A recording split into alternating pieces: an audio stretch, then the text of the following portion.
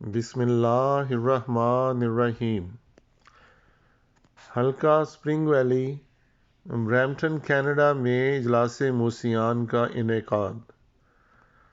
شعبہ وسایہ حلقہ spring valley, Brampton West, Canada کے زیر اہتمام مورخہ 6 جون 2023 بروز منگل اجلاس موصیان مسجد مبارک برمپٹن میں زیر صدارت ندیم خان صاحب صدر حلقہ سپرنگ ویلی منعقد ہوا، جس میں حلقہ کے موصیان و موصیات شامل ہوئیں۔ اجلاس کا آغاز تلاوت قرآن کریم اور نظم سے ہوا۔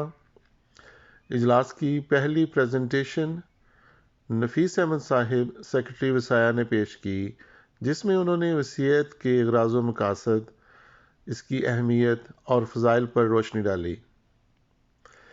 اجلاس کی دوسری پریزنٹیشن خاکسار نائب صدر حلقہ سپرنگ ویلی نے پیش کی، جس میں خاکسار نے حاضرین کو ساتھ شامل کر کے نظام وصیت کے ہماری زندگیوں پر اثرات کا تجزیہ کیا۔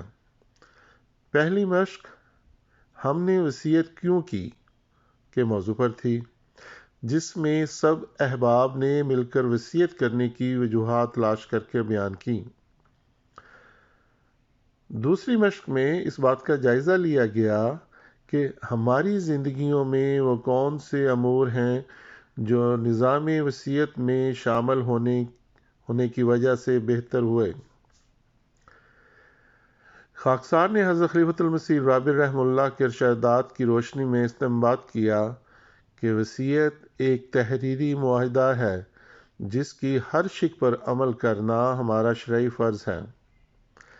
اگر ہم کسی بھی معاملہ میں دانستہ سستی کرتے ہیں اور اس کا حق ادا نہیں کرتے تو معاہدہ کی خلاف ورزی کے سزاوار ہو سکتے ہیں۔